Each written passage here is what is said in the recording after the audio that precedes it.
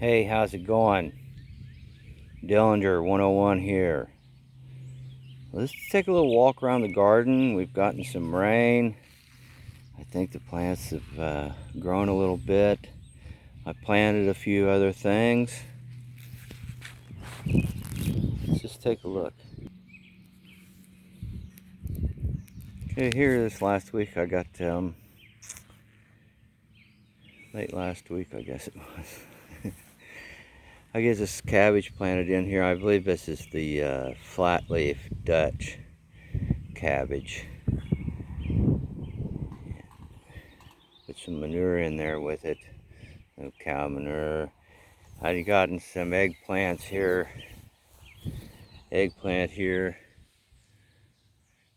planted, and actually it's really not doing too bad compared to the other ones I have growing. It's doing as good or better. Here's the other one I planted. As you notice, I pulled the straw back, the leaves back. I worked that soil because I really amended this soil. I wanted to really amend the soil with some lime and calcium and some manure. I'll pull it back together and it'll be less invasive next year, but it just really needed it. It just really did need it. Tomato plants here, I had them in one video there. Now, these beans, I don't know which is which, but these, I think these are the tender greens, and these are the Cherokee yellow wax. But the Cherokee yellow wax hasn't liked this wet weather real well, and it's been invaded by some bugs, and you can see a little residue here. I'll have to admit, I'm going to be honest, I have to sometimes in this garden, on my eggplant especially, my eggplant, and apparently the beans this year, use a chemical on them, because they can, these little beetles that come around and doing this, they can eat those up in one afternoon, a plant 2 foot tall. So I've tried home remedies and everything, and they do slow them down, but that stops them.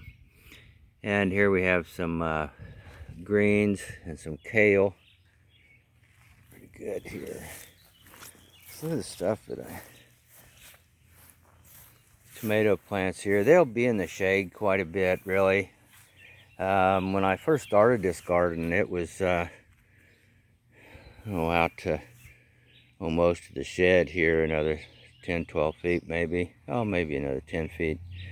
But I downsized there for a few years, and this has had a lot of straw under it, manure. It's been well taken care of. But anyhow, it's just got that dead nettle, creeping Charlie, whatever you want to call it.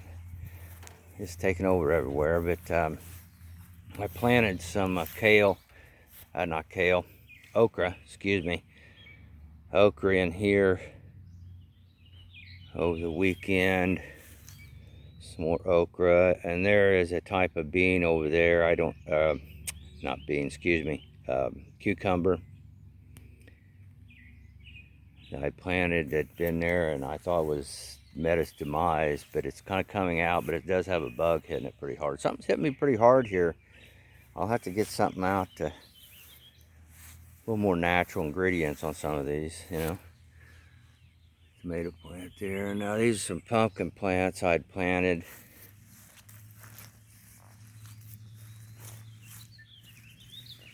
Here. Also in here I'd laid some cardboard down and put some straw down on that. And here's another pumpkin I planted over the weekend. And I had years where I had done real good with pumpkins, other years not squat. And this barrel here used to be a rain barrel, but it's no longer a rain barrel. I'm using it as a mulch barrel. I'm taking like leaves and good stuff and some of this manure and straw and things. I'm putting it down in here and letting it decompose. I drilled several holes in the barrel so it can get some air through there. And I'm going to try that. I do have a lid that I put on it occasionally. Mine just on the other side of that pumpkin there. I got holes in the bottom of it. This kind of gives something where I don't put anything that I think is diseased in there. You wouldn't want to do that in your compost, but it's just something to toy with, see what happens. And here's the eggplant here, and as you see, there's a little that chemical on there I had to put on there. They'd just been gone if I hadn't. If you're going to be gone a couple days and they hit a plant that size, just afternoon they're gone. Now I'd gotten some snail damage, and I'd never really had much snail damage at all, but everything I have this year has got a little bit of snail damage on it. And what I had done is I'd put salt, Epsom salt, around them, and it's hitting this cabbage really hard. They always do if they hit anything. They hit the cabbage. And I just poured a little Epsom salt around the bottom, out around the circle around them. And I haven't had any since. So I don't know if that's got anything to do with it. That's just coincidental.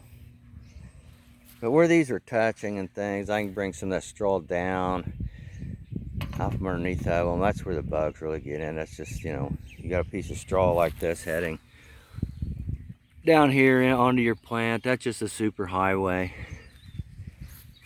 That's a super highway.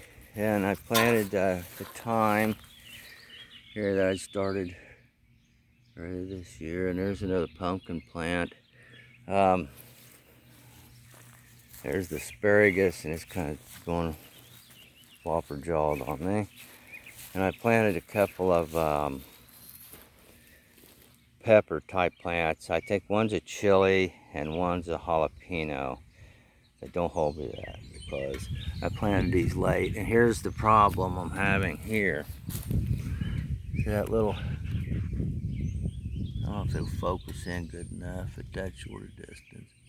But there's a little pepper bloom right there that needs to be gone. I'll do it with this hand here. Matter of fact, there's a couple of them. Let me cover up the camera here so you can't see this at all because viewer discretion advised.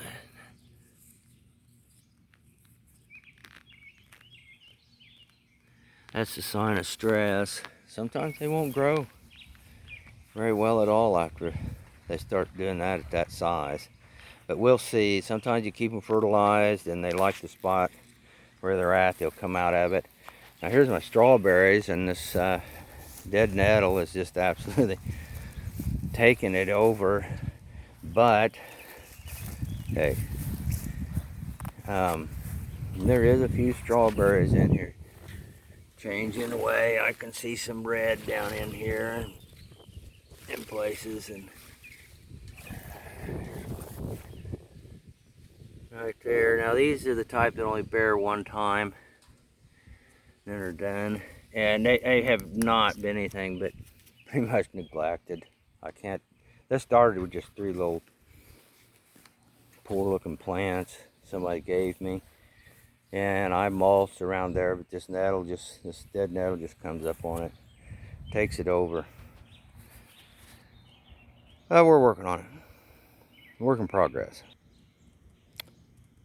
I just planted yesterday this kale here.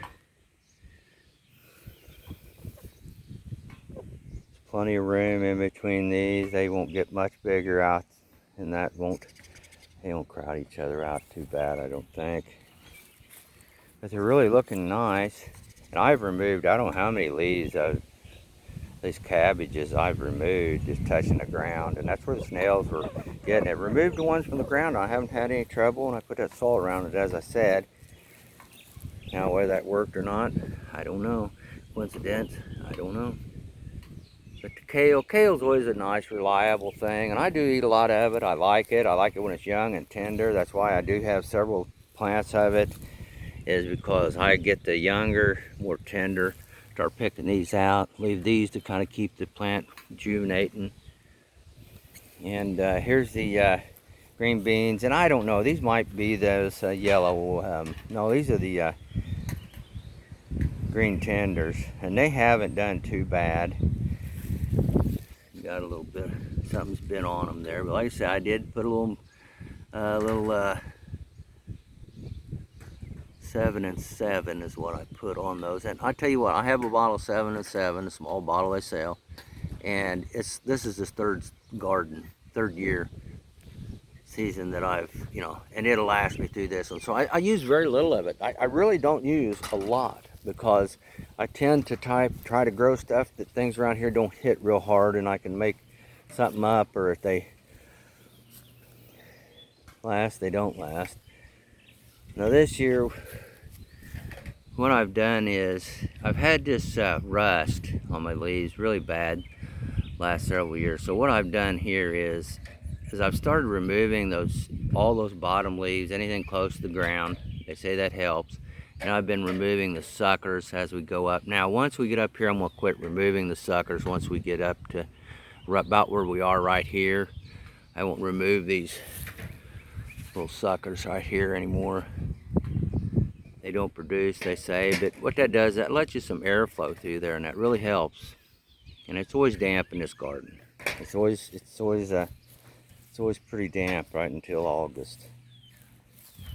So I'm thinking, see, I've done the same thing for these. Now these, this one and the other one I just showed you, taking those off, and it just, that goes beyond everything you're taught and want to learn. Keep that foliage on there, the more the merrier, and the bigger grow. But keep that stuff up off the ground and you're a lot better off. And I'm doing that with a lot of things this year.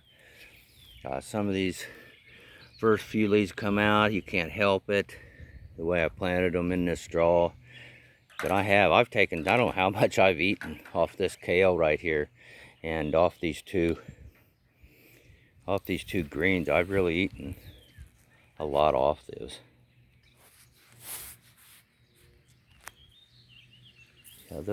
These here I think are the Cherokee wax. They just didn't like that wet ground real well, but they're coming out of it. Now this here is a Cherokee purple. This one and one up there is Cherokee purple that I did purchase. I didn't raise from seed. The rest of everything in this garden you see I've raised from seed, except this one right here. And then there's 2 other cherry plants the guy gave me. He didn't have room for them. I didn't either, but he insisted I take them. I'm going to use them. So anyhow, I haven't grown this tomato in quite some time. It seems to really be doing good. Sorry about the audio on this. And I believe this is a beefsteak here. And I'm just going to keep taking these bottom leaves off and get them up good and high, and because I'm really doing good right now. They're looking pretty good. They really are. They need a little work around the bottom of it. I've got a little bit of stuff coming up in there, a little bit of green popping up here and there, but that's about it. And the snow pea here has died off. I'm pretty sure that's what this yellow is, because there's snow pea and a sugar snap pea here together, and I think that sugar snap pea takes the heat a little bit better, but it did really take off after it cooled down here this last week. But once again, I'm not getting a lot of production off this. You got to have about 5-10 times this much growing. Yeah, I'm just going to have to learn that. It's one of them things. But I'll tell you what, you've got to learn what you can grow in your garden and you cannot grow in your garden. And there's things I want to grow that I really like that just will not grow in this garden with the soil and with the conditioning of it is right now, that it just will not grow. It just needs to be a little bit more loamier to grow onions in and things like that. But I've been trying to grow this last few years things that will grow. It's not hard to grow. And what grows in my garden and works may not in your garden, and vice versa. So grow what you know works in your garden, and then alter your palette a little bit if you have to, But right now, what's growing in here, I tell people I'm growing, they're like, well, I wouldn't want nothing out of your garden. Well, good. More for me, and I don't remember offering. But I'll tell you what, that is one of the greatest things about one of the best things about gardening is being able to give people some food. You know, to be able to share. Well, that's all we have for today. I just wanted to let you see what's going on here. See if you've noticed anything growing. It's growing. It's not real fast, but it's growing. We just haven't had a lot of sunlight. We've had a lot of rain. And boy, on them warm days, you know, when them nights is in the 60s, upper 60s, it's real nice. Well, thank you very much for your time. It's been real. It's been fun. Actually, it's been real fun. It's going to be a great day. Don't forget to like and subscribe. Yo.